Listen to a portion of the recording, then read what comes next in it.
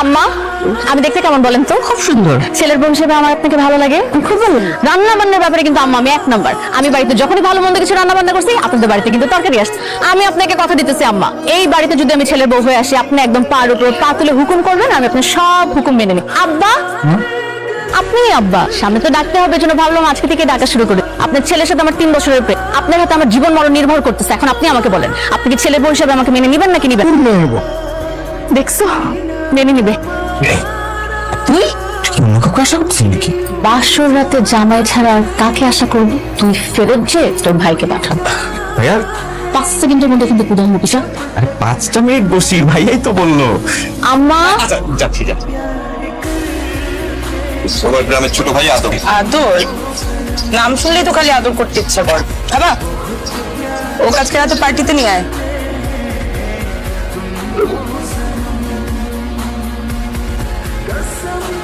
মাল পৌঁছেছে? ভাই গাড়ি তো অ্যাক্সিডেন্ট করছে ভাই, মাল তো সব শেষ ভাই। আমি এসেছি। আমি তোমাকে অনেক অনেক ভালোবাসি। কিভাবে কি হচ্ছে এগুলো?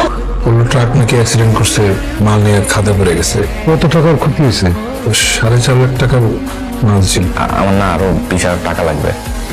কি বলি, এত টাকা কেন লাগবে? সাইট ভিজিটিং এ যাইতে হয়, তারপর ওই অ্যাসাইনমেন্ট, গ্রুপ স্টাডি, এগুলো তুই বুঝবি না, এখন আমি পরে এক্সপ্লেন করে দেবো। মিথ্যা কথা বলে বাসে টাকা চাও কেন? কে ফোন করছিল? কি আবার? আদর ফোন ছিল। ভার্সিটি সেমিস্টার ফ্রি কিছুটা বাকি ছিল। এই অবস্থায় এতগুলি টাকা কিভাবে দিবি বাবা? বাবা আদর, এখন কিন্তু বেশি বেশি হয়ে যাচ্ছে। বারবার তোর ফোন আসে কেন ভাই? আপনার বাবার মাইল্ড স্ট্রোক করেছে। ফোন দিছিলাম তোকে সারা রাত। সরি, ওই রাত জায়গায় অ্যাসাইনমেন্ট করছে তো। আব্বা স্ট্রোক করছে। এখন বাবার যে বয়স হয়েছে, এগুলো তো এখন একটু হবেই। আদর তুই আসবি না? আচ্ছা, আমি বাড়িতে এসে কি করবো? হ্যাঁ বলতো, আমি কি ডাক্তার? আসলে আমার কাছে টাকা পয়সা লাগবে, টাকা পাঠায় আমরা জানাইছি। রাখি। আদর এখানে থাকে না? আপনি কি পার্টি করতে এসছেন? আদরকে ডাকেননি? আপনার পরিচয়টা কি? ওকে গিয়ে বলেন আর বড় ভাই আসে।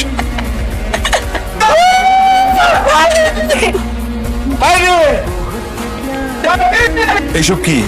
পার্টি চলছে, পার্টি। কথা নাই বার্তা নাই, হুট করে চলে আসছোস বাসায়। হ্যাঁ, ছোট ভাই কি করে এগুলো দেখার জন্য? আদর ভুলে যাইস না, আমি তোর বড় ভাই। ও এখন বড় ভাই গিরি ফলাবি? তুই কি আমার সামনে সিগারেট ধরাইলি? দেখতেই তো পাইতেছিস ধরাইছি। আরে আরে আস্তে সিগারেট। তুই ভবিষ্যৎটা করার জন্য তুই এখানে আসিস না, মন দিয়ে পড়ালেখা কর শুধু। তুই তো ইমোশনাল হচ্ছিস কেন? হ্যাঁ, আব্বা জানলে কষ্ট হবে। আরে আব্বাটা তুই বলবি কেন? হ্যাঁ, নেক্সট টাইম যদি তুই আসিস প্লিজ আমারে জানাই আসবি। তুই না আদর জানতে গেলি?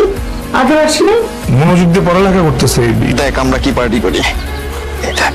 কিরে, এটা আদর না? এই আদর গিয়া সেই আদর আছে, ও তো ঢাকা শহর কাঁপায়া দিচ্ছে। পার্টি মার্টি কইরা আমার সব পুরাই বলতেছে। তুমি আদরের নামে সব কি উল্টাপাল্টা কথা বলে পারিস? আপনার ভাই নেশা কইরা চোদ হইয়া পইরা থাকে, আর মাইয়া মানুষ তো আছে। এই আদর শোনো, আর একটা টাকাও তুমি পাবে না। বাবা তুমি কিন্তু এখন অতিরিক্ত বলতেছো। অতিরিক্ত তুমি দেখছো কি? অতিরিক্ত আরো দেখবা তুমি। কি করবে তুমি এত টাকা নিয়ে? হ্যাঁ, কবরে নিয়ে যাবে এত টাকা? তুমি বললে তো সব টাকা আমাদেরই হবে। আপনি শান্ত হন। আমি শান্ত আছি। তুমি আমার কথা শোনো। কি রে বাবা, এত সকালবেলা? আমি জানতাম পৃথিবীতে মা সবার থেকে উপরে, মার কাছে সবাই সমান, কিন্তু এখন তো দেখছি তা না। আদর, কি বলে? আমার সব বোঝা রেখেছে বাবা, আমি আর কিছু বুঝতে পারি না। তোর সম্পত্তি কানা করে দিব না তুমি।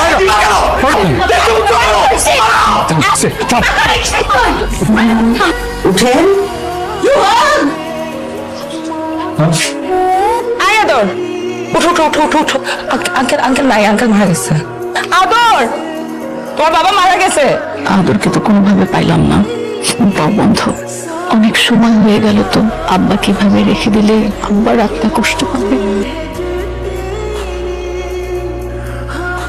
বাবা প্রথম এটা তুমি দাও।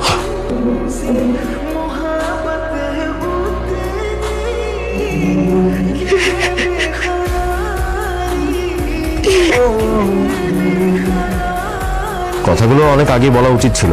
আমার উইল করে দিয়ে গেছে। আমাকে তো কখনো কিছু বলেন নাই এই বিষয়ে। কিসের দলিল? নিজাম ভাই তার সমস্ত স্থাবর অস্থাবর সম্পত্তি তোমাকে নামে লিখে দিয়ে গেছে। কি কি উল্টাপাল্টা বলছেন আপনি? আমি যা বলছি সেগুলো আমার কথা না, তোমার বাবার কথা। আপনি বললে হয়ে গেল নাকি? হ্যাঁ, আপনি শোকের সাথে মিলে এগুলো বাবার ফুসলাইছেন। আদর, তোমার বাবা যা লিখতে বলছে আমি ঠিক সেটাই লিখছি, এবং সে সুস্থ মস্তিষ্কে সেই দলিলে সাইন করছে। আদর, তুই কিন্তু বেশি বেশি করতেছিস। তোর ভাইগুলোর ব্যাপারে কিচ্ছু জানা না। এই বাড়িতে বাইরের লোক কথা বলবে না। ও বাইরের মানুষ না, আমার সত্যি আব্বার সাথে সহায় সম্পত্তি নিয়ে কোনো কথা হয় না, আমি কিচ্ছু জানি না। তোর যদি এত সম্পত্তির প্রয়োজন হইতো আমাকে বলতি, আমার ভাগের সবটুকু তোর দিয়ে দিতাম। আরে তুই চাইলে তো আমার কলিজাটাও দিয়ে দে। আম্মা, আম্মা তুমি কই যাও? আম্মা, আম্মা, আমি তোরা ভুল বুঝতেছ না। এইসব কান্নাকাটি আমার কাছে আমার বন্ধ হয়েছে, আর কিছু না। আম্মা চলো, আম্মা চলো, আম্মা তুমি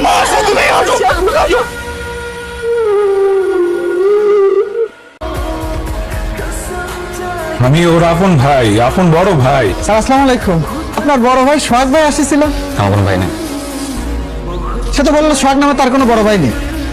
সোহাগ আসলো কখন? অনেকক্ষণ আগেই আসছে। এরকম নিমক হারাম ভাইয়ের সাথে আমি জীবন দেখা হচ্ছে। সোহাগ কই? বাবাই, এদিকে চলে গেছে। আমার বাবাই আসছিল তো। বাবাই, ও বাবাই, বাবাই, বাবাই আসছিল আজকে। বাবাই তো পাগল হয়ে যাবে। বাবাই আমার মুখটা দেখে নাই আজকে। তোর সাথে একটু কথা বলা যাবে? আজকে তোর ভাবি না, বন্ধু হিসেবে কিছু কথা বলবো। তোর ভাই সব সময় নিজেকে পিছনে রেখে তোরে সব সময় সামনে রাখছে। ঢাকায় তোর এই অবস্থা দেখে এসে আব্বাকে একটা কথাও বলে নাই। নিজে একা একা রুমের মধ্যে মুখ চাইপে কাঁদছে। চোখ মুছে তোর বাপকে এসে বলছে যে আদরের টাকা লাগবে, আর তুই সেই ভাইকেই অপরাধী ভাবস। আপনি কিন্তু সোহাগের সাথে খুব অন্যায় করে ফেলতেছেন। সোহাগের কিচ্ছু জানে না। নিজাম ভাই নিজে আমাকে বলছে আদর এখন সঠিক পথে নাই, তাই সোহাগের নামে সমস্ত সম্পত্তি করে দিচ্ছে। সম্পত্তি যদি আদরের হাতে যায় তাহলে ওসব শেষ করে ফেলবে, নষ্ট করে ফেলবে। একমাত্র সোহাগই পারে ওকে সঠিক পথে নিয়ে আসতে। আপনারা যদি নিজেদের মধ্যে আপোষ মীমাংসা করে নিতে পারেন তাহলে আর আমাদের আদালত পর্যন্ত যেতে হবে না। পক্ষ আগে শুরু করতে পারেন। সম্পত্তির মতো এরকম একটা সামান্য বিষয় নিয়ে সে সম্পত্তি তাকে কখন চাই নাই। আব্বা কি জন্য আমার নামে সম্পত্তির বোঝা চাপাই দিয়ে গেছে সেটাও তো আমি জানি না। আব্বা তো আমার আরো একটা দায়িত্ব দিয়ে গেছে, আদরে আগলে রাখার দায়িত্ব। একটা বড় ভাই হিসেবে ব্যর্থ। আমি সবাই সম্পত্তি কোনো কিচ্ছু আমি চাই না, আমার কিচ্ছু লাগবে না। টাকা পয়সা সম্পত্তি সব আমি দিয়ে দেবো। আমার এখানে একটা জিনিস দেওয়া লাগবে, আমার মা আমার ফিরে দেওয়া লাগবে। আদর তুই সব সম্পত্তি নিয়ে যা, কিন্তু আমার মারে আমার ফিরে আমার